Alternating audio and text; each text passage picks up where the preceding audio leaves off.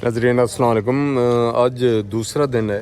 लोग गली अली मनियाद है हाजी चौधरी मोहम्मद यूनुस मिनास और उन्होंने जितने भी मामलीन हैं जी उन्होंने तरफों आई कैंप आज दूसरा दिन है। पहले दिन 21 ऑपरेशन इतने होए और कल अस जो नारा गए हैं 6 तो 7 बंदे जिन्होंने सफ़ेद मोतिया उन्होंने भी अज ऑपरेशन हो सन। अज भी काफ़ी सारे बंदे आए हुए और कुछ जश्न पे तो इंशाल्लाह शाम तो बाद उसमें पता चल सी कि कितने बंदियां ने ऑपरेशन होए। बाकी अद्वियात एनक वगैरह भी और नाल जा रही हैं जिन्होंने बंदियां की वो चीज़ां ज़रूरत है उन्होंने की भी देने। और इस वक्त जड़ा ये फी ज़माना जाना है भाई जी, इस ज़माने में नफसा नफसी ने दौर इतना बड़ा कम करना और असा इन लोगों की अप्रीशिएट करने हैं।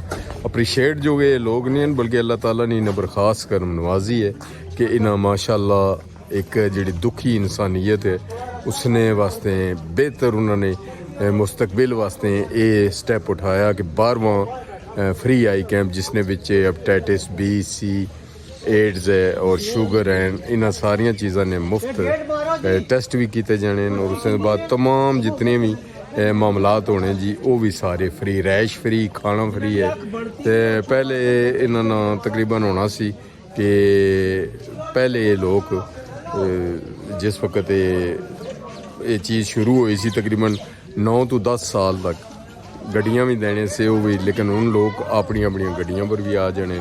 तो इसने भी सब तो बड़ा फ़ायदा ये है इलाकाई सतह पर कि तुस अगे तक सो कि जेलम तो एक बंदा है जिस अपनी अख ना ऑपरेशन कराया। इतना कोई ममानत कोई भी नहीं है हाजी साहब की तरफों कोई ममानत नहीं है कि कोई अमीर है गरीब है या कोई मुस्तहिक है या नहीं।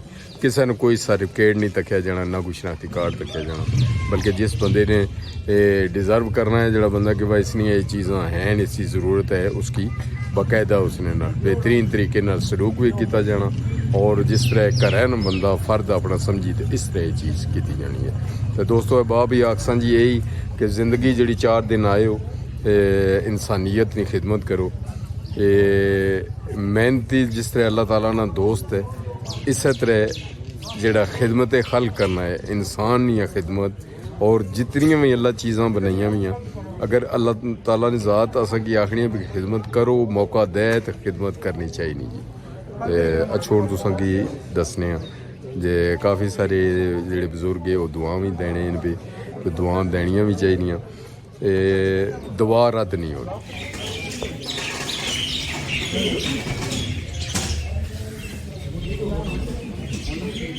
वल्आक़िबतु लिल्मुत्तक़ीन अस्सलातु वस्सलामु अला सय्यिदिल अंबिया वल मुरसलीन अल्हम्दुलिल्लाहि रब्बिल आलमीन अर्रहमानिर रहीम मालिकि यौमिद्दीन इय्याका नअबुदु व इय्याका नस्तईन इहदिनस सिरातल मुस्तक़ीम सिरातल लज़ीना अनअमता अलैहिम गैरिल मग़दूबि अलैहिम वलद्दालिन आमीन।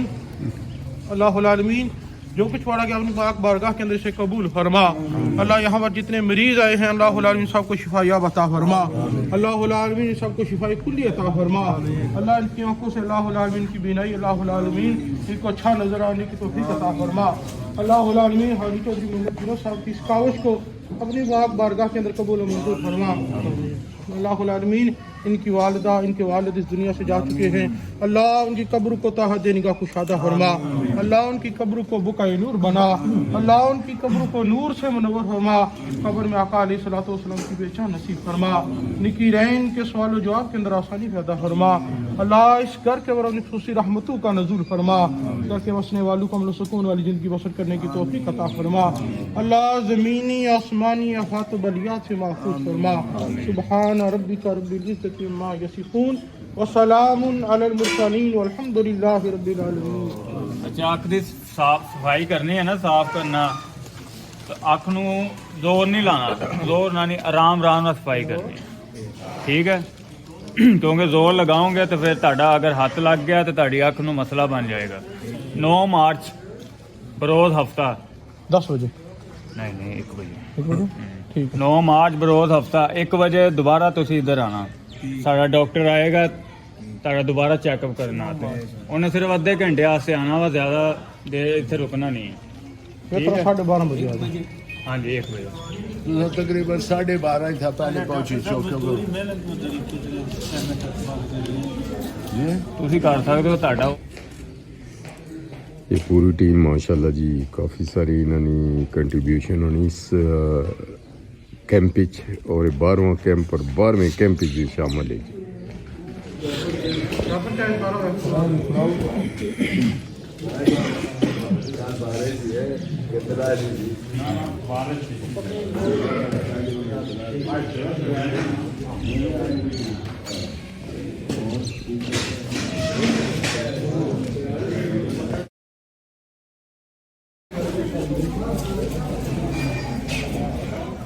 रात कैसी गुजरी जी? अच्छी कुछ को खादा पीता भी नहीं? जी कुछ खादा पीता भी खादा नहीं? अच्छा इसने खाओ पियो ये पहले होना सा ना कि जी जी ये ना करो वो ना करो। हाँ जी जी बस सिर्फ इस थोड़ी तो पैसों बचाना है। जी जी हवा तो बाकी ठीक है। जी जी मेहरबानी वो कोई परहेज नहीं, वो पहले होना सा जी वो हांडी ना विचारे जी दे वो कुछ भी नहीं होना पानी से सफा करे जी हाँ जी हाँ।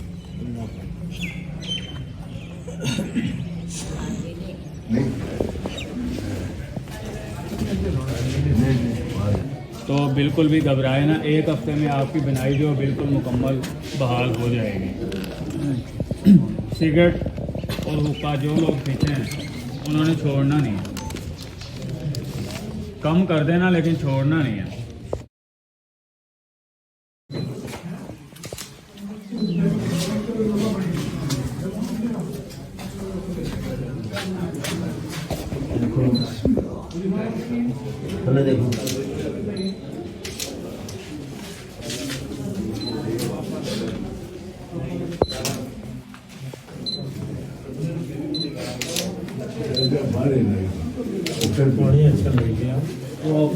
खैर खैर करने को ठीक परसों आप कौन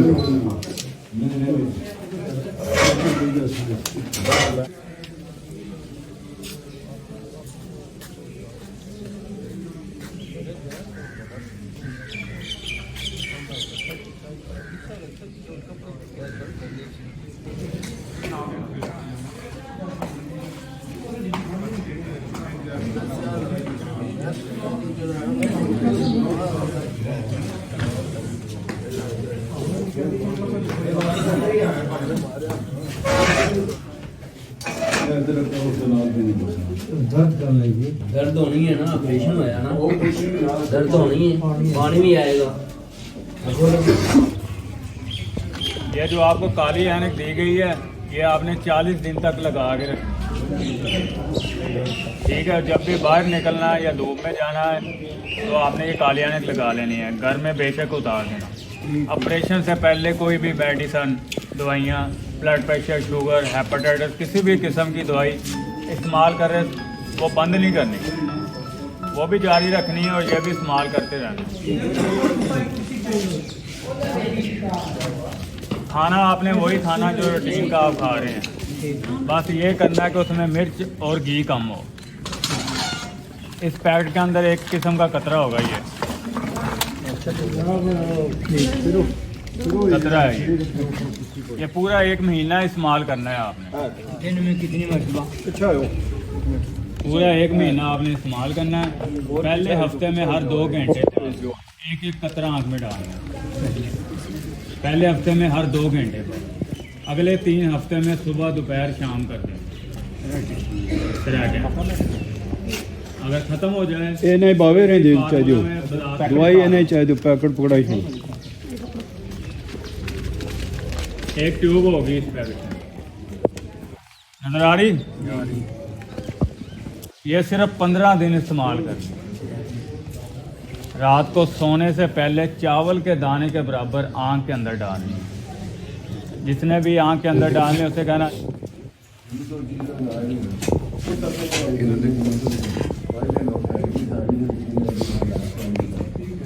खोलो।